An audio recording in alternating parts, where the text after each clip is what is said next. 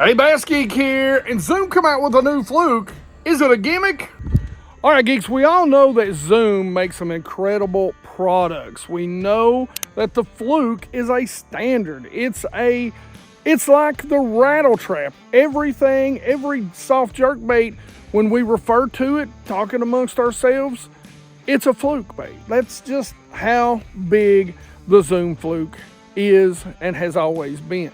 It is really the standard to all other soft jerk baits. So they've come out with something new, and I don't want to say it's based off of another design, but it's kind of based off another design by another company. And it's really something that I'm super interested in because I like that side-to-side action. So I wanted to try it out and see what I thought about it. And if you stay till the end of the video, I'm going to give you geeks the opportunity to try them out too. All right, fishing geeks, listen. So for all of you all that don't know, every single month I've partnered with Baitworks, a incredible online tackle reseller. Oh, and they do have a brick and mortar shop that if you're out that way, you can stop in and buy stuff firsthand. We do the BassGeek Baitworks box. So what I do, it's basically a giveaway every month that we do. I hand pick some of my favorite baits for this time of year, and I give them away to you. $50 worth of baits to you for free. So in this box, we're gonna start out pretty hot. Right off the bat, we've got a 1.0. So a nice little finesse. I really don't want to give you guys this. I'm not going to lie to you. This is a killer little bait. This is the Sneaky Shad from Bill Lewis. This is the ATV 1.0. And man, in the fall, this bait right here, this is killer. For you bank anglers out there that want to throw a crankbait, this is the one you go by. Next up, we're going to do a little mismatch here. So we've got a tour grade finesse jig from Strike King. This is their finesse football jig. I've got this in a 3/8 ounce. This is black and blue.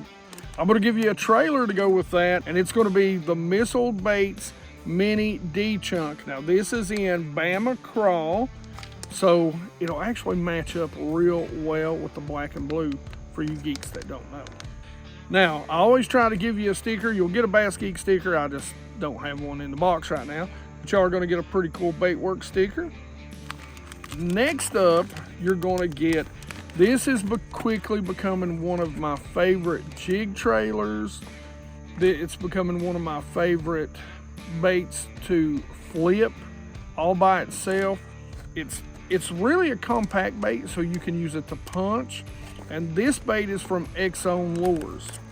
And this is the 3.5 inch Adrenaline Crawl. Again, in my favorite color to throw this time of year, because September is jig month.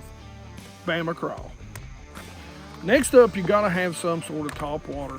And as we get later into September, for me, it's really when I start targeting shoreline bass. I love to throw a popper around cover and over wood. And is there any better than the original? The Rebel Pop-R.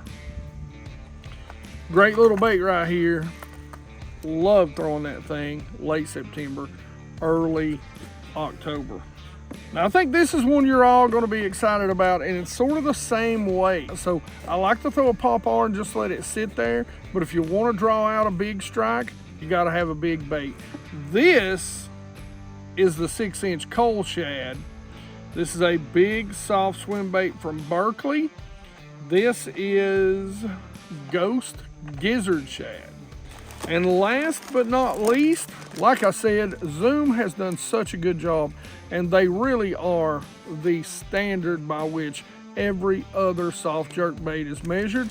So let's check out together the new Winged Super Salt Plus. I got it in my favorite color for you Clearwater guys like me, Ghost Shad. All right, so let me show you how I like to rig this thing and what knot I like to use to get the best action out of it. Now this is a great little finesse bait. Now I know this is sort of the, you know, forward facing flag, but geeks, we have been doing and using in my area shad baits way before forward facing sonar was ever a twinkle in its daddy's eye. You know what I'm saying? So something that you need to understand is that this is just a finesse bait that all you do is throw it at cover, at banks, over top of brush, grass, rock. Just shake it and reel. You wouldn't believe how many bites you'll get, especially when the bite is tough, just doing that. It is an incredible little bait. One of the most important things now is that they want this wobble. This bait, with what I've found, it is a must loop knot. Now you can use a lot of different baits, a lot of different heads. I like this head because I love the eyes. I love the spring lock. Now, of course, and I don't have time to go into every single size, but I'll tell you, like an 1/8 ounce, I would use that anywhere on a day that's not windy. Let's talk about using an 1/8 ounce anywhere from 0 to about 10 feet, maybe 15 if you needed to go real slow. Then I would step up to something like a quarter, which is what this is. I'm going to throw a quarter, you know, from that, say 10, 15 down to about 20, maybe push 25 if the bass aren't moving a whole lot. Smallmouth, you might want to up it at that point, but you can get away with those two sizes and do everything.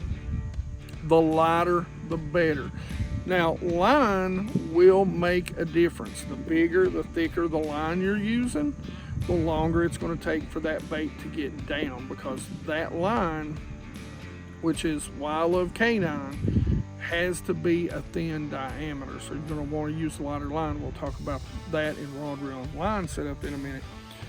But something that I've discovered is you really have to use a loop knot. And again, this is the Angler Tungsten Eclipse head.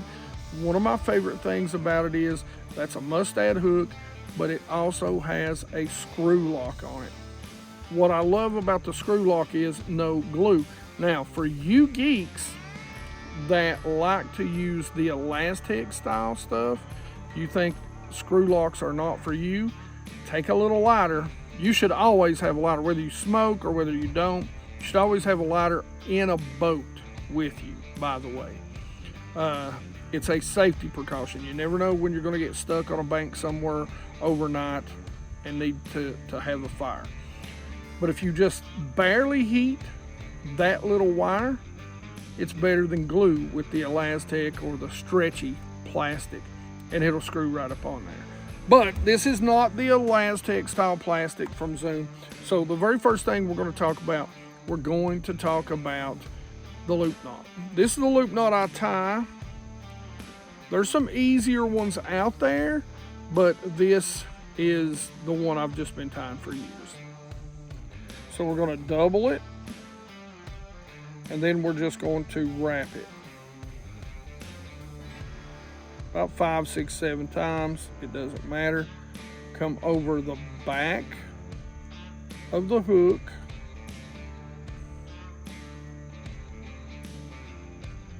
and grip that in your hand. Now, what I'm going to do is I'm going to take and I'm going to pull this down. That's going to tighten it. It's going to tighten it, but it's also going to pull the loop down so you don't have a loop that's way up high on the bait. Because all we need is a little tiny loop. Wet it before you cinch it down all the way, and there we've got a nice little loop knot. Take my scissors, courtesy of Thunderhawk, snap that right off, and now we're ready for the bait. So one thing you'll see about this bait is it's got the little wings on it. So with the loop knot and with the jig head, you're going to be able to get this to rock side to side. And that's sort of the next bait design that everybody's kind of going crazy about is that not just the shake, but the rock motion. All right, so you can tell we've already put this one to use a little bit. It's got a few tooth marks in it. So as always, what I do is I measure it up, take my finger, and I put me just a little hole right in the middle. Okay. Then, now this does have a shallow belly, but for the most part, you're going to have to run it all the way through. So come right through the middle.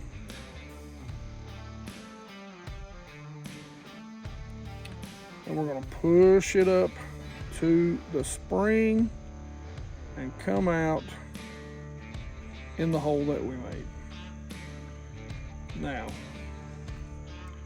we're going to make that, we're going to lift that head up just a little bit to get it up high, make it nice and fat. We're going to bend it, just start twisting up and on. And that's what I love about these baits or these heads. You don't have to use glue with the screw lock. Now, love that little tail. Let's go see if we can catch some. All right, geeks, as you know, TFO, this is one of my favorites. And this is the TFO option. I love the color of this. Now, apparently, speaking of favorites, I really like this reel. I got it just this year, but apparently they don't make these anymore. So I'll give you a comparable favorite reel, but I really do like this reel. It has become, funny enough, one of my favorites.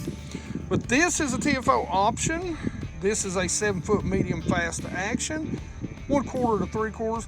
Listen, by the time you add in the plastic, I can throw easily a 1/8 on this with the plastic. It's no problem whatsoever. It's got a great tip. It's got a great backbone. As always, you can see I like using K9 line. This is 8-pound test, and I run 10 if I really need a long cast. 10-pound braid, which is super small and super slick. Sometimes I run 20, which I have no problems casting a mile. Geeks, I tell people all the time this is the best braid on the market. I'm not kidding. You need to go try it. And I'm telling you, with that 10% off discount, go try K9. Pro 100 is the fluorocarbon. The fluoro is a co-poly. Go try it. So realistically, all you do, whether you're fishing it from the boat, from the bank, with forward-facing sonar, without. Now, one of the things I do like to do if I'm fishing it without forward-facing sonar from the boat is I like to contour banks with it. But you do the same exact thing. You're going to make a nice long cast. You can fish it around cover or whatever, make a little shorter cast. Me, I'm always fishing clear water, so I'm always making the longest cast I can get away with. And you just let it pendulum back to you, shake and reel. Same goes with your if you're fishing it from the bank. Now, if you're coming up the bank though, you're going to want to hold that rod tip a little bit higher. Don't get past, say, 9:30, 10 o'clock, so you've got enough room to set the hook when you get bit. Most of the time fishing from the bank, I'm going to throw it out there, count it down a little bit, and then just start working it back. And it's the same thing, shaking the tip just a little and reeling. That's what's going to give that bait its roll action, is that shake and that loop knot. Now, when we talk about hook set, most of the time, because this is a single hook bait, don't side set, come straight up and then reel down. Get that rod tip down low. When you're going to land them, you know, get them with your thumb, or if you got a net guy, put it in the net. If it's a dink boat, hop it. Hey, you know, whatever, I do, but not recommended. But anyway, so now, how do you win this? Well, let's just do a hashtag fluke. How's that? So hashtag fluke, you'll be entered to win the BassGeek Bait Works September box. A lot of cool stuff in there. And just leave that in the comment section below. Don't forget, hashtag fluke in the comments section. And if you want to see a great video for this time of year, the double finesse fluke or double GIMMICK rig, it's incredible. Go check it out right here. If not, questions, comments in the comment section below. Like it if you like it. Don't forget to subscribe. Make sure you ring that bell. Join the 100% Watch Squad. Help me live my dream. You geeks are the most important thing. That's why you geeks rock.